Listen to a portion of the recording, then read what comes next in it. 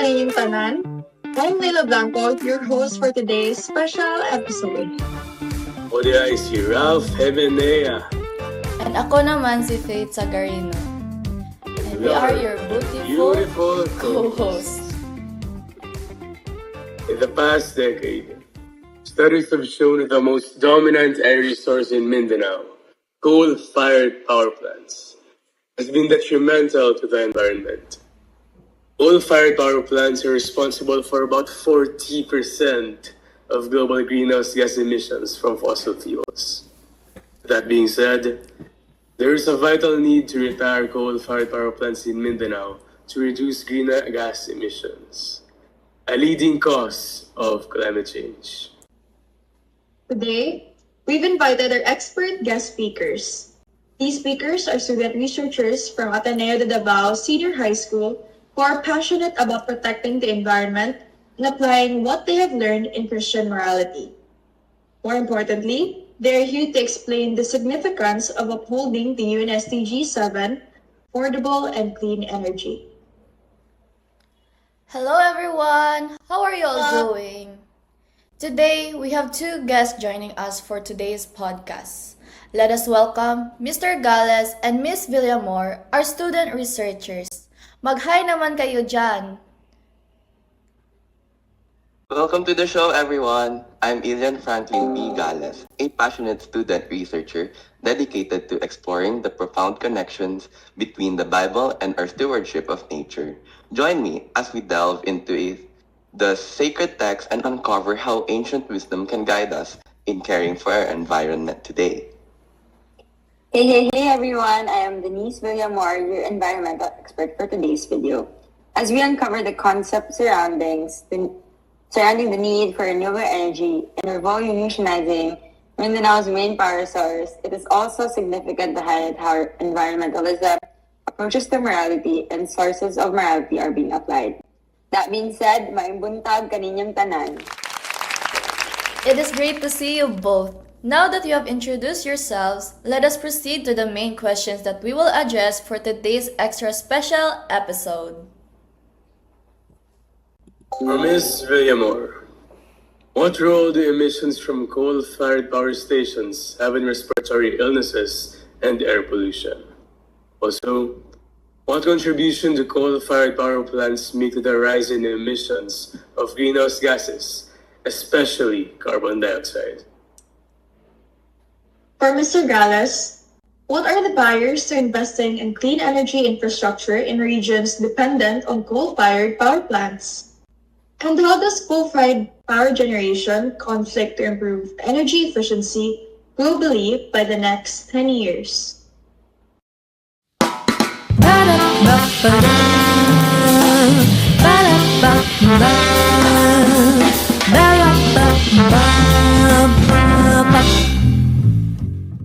We have an insightful conversation lined up as we dive into the relationship between natural law, moral responsibility, and the shift to renewable energy.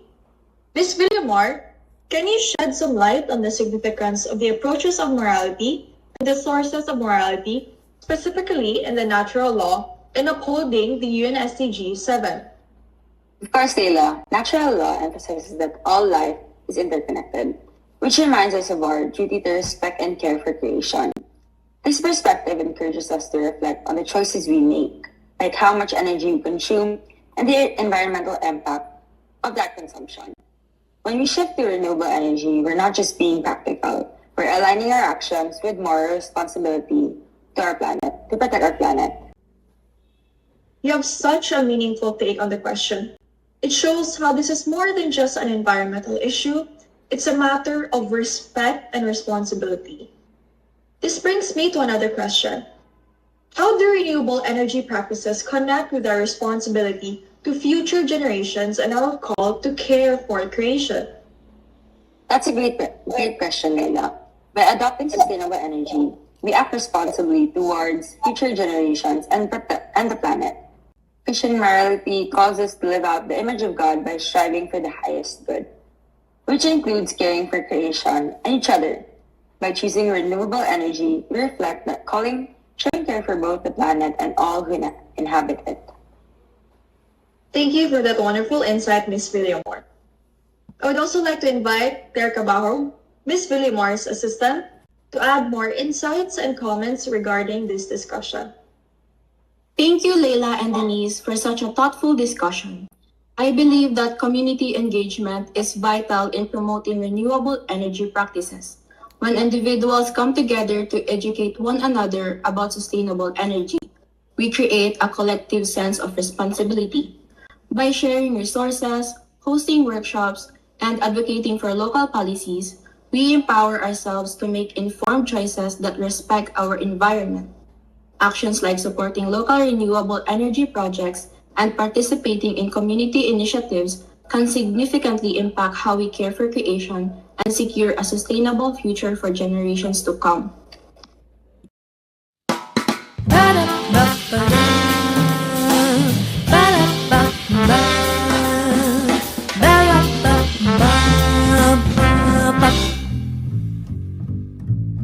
We're diving into some critical questions about clean energy and our reliance on coal. Let's start with our first question. What are the barriers to investing in clean energy infrastructure in regions that depend heavily on coal-fired power plants? One major barrier is economic dependency. Many communities have built their livelihoods around coal, relying on it for jobs and local economic stability. Transitioning to cleaner alternatives can feel daunting without a solid plan that supports workers and local economies. It's essential that we approach this transition with compassion, ensuring that no one is left behind. Absolutely. We must recognize the human impact of this transition. Economic dependency on coal shapes community identities, so it's vital to develop plans that support retraining and job creation in renewable sectors. By engaging with these communities and addressing their concerns, we can ensure a just transition that uplifts everyone and fosters a sustainable future. Yes, another challenge is the infrastructure. Many areas lack the necessary technology and grid systems for renewable energy, leading to high upfront costs. Educating and engaging communities is essential, helping them see the benefits of clean energy. Great point, Ilion. Upgrading infrastructure is essential for supporting renewable energy. Community education plays a crucial role. When people see the long-term benefits, they're more likely to get on board. It's about building a shared vision for a sustainable future that includes access to clean energy for everyone. Now, let's connect this to our second question. How does coal-fired power generation conflict with improved energy efficiency globally in the next decade? Coal generation is inherently inefficient and emits significant greenhouse gases, directly opposing our collective goal of reducing carbon footprints. Furthermore, coal plants typically operate less efficiently than modern renewable technologies. By continuing to invest in coal, we risk locking ourselves into outdated practices and missing out on innovative solutions that could enhance energy efficiency. Exactly. Relying on coal undermines our energy efficiency goals and stifles innovations. Transitioning to renewables not only reduces emissions but also promotes sustainable practices. It's crucial that we move away from the outdated coal technologies and embrace cleaner energy solutions for a better future. Right. And coming from a moral standpoint, this reliance on coal hinders our transition to cleaner energy and slows down global efforts to improve energy efficiency. We are called to seek justice and advocate for a sustainable future, ensuring we care for our planet and its inhabitants. That's a good insight. Now, at this point, why don't you go ahead and sum up our discussion, Ilion? Your insights on the challenges of coal reliance and the need for a sustainable transition really tie everything together. To sum up all our discussion, our reliance on coal complicates the transition to cleaner energy and slows global efforts to increase efficiency. With awareness and a commitment to stewardship, we can work towards a brighter and a more sustainable future. Ba-da-ba-ba-da, ba-da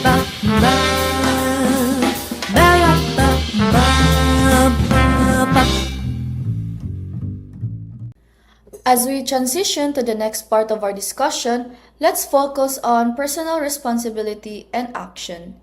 It's crucial to recognize that even minor choices can contribute to larger problems, especially when it comes to our energy consumption. Every decision we make impacts the environment.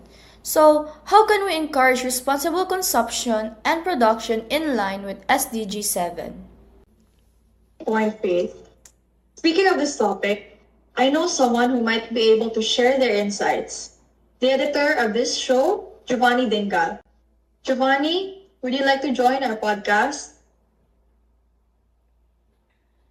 Yeah, so while we wait for Giovanni Dingal to join, I would like to invite our guests to share their thoughts on this. For the guests, how can we promote responsible consumption and production in our daily lives? I believe it starts with awareness. We need to educate ourselves about where our energy comes from and the impact of our choices. Simple actions like reducing energy waste at home or supporting local renewable energy initiatives can make a big difference. Absolutely. I think we should also focus on reducing single-use plastics and opting for more sustainable products. It's about making conscious choices that reflect our values and contribute to a healthier planet. I agree. Additionally, engaging in community efforts like clean energy campaigns or local sustainability projects can amplify our individual actions and foster a culture of responsibility. Great insights. I can see that our editor is ready. Jov, would you like to share some insights and comments on our discussion? What are your thoughts on responsible consumption and production connected to UNSDG 7? Thank you for having me. I believe responsible consumption is more than a choice. It's a mindset shift. When we embrace the impact of our daily actions, from choosing energy efficient appliances to shrinking our carbon footprints, we begin to create real change. Supporting renewable energy policies and leading by example can inspire a ripple effect in our communities. Lastly, every small, intentional steps brings us closer to a sustainable future, and I am excited to be part of that journey. Thank you, Giovanni. It's clear that we all have a role to play in this transition. Let's continue to inspire each other and take meaningful steps toward responsible consumption and production.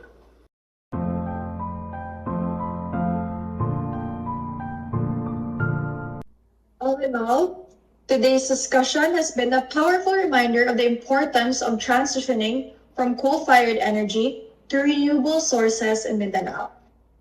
We've highlighted the critical impacts of coal in our environment and health, as well as explored how moral responsibility, rooted in our values and beliefs, calls us to protect our planet.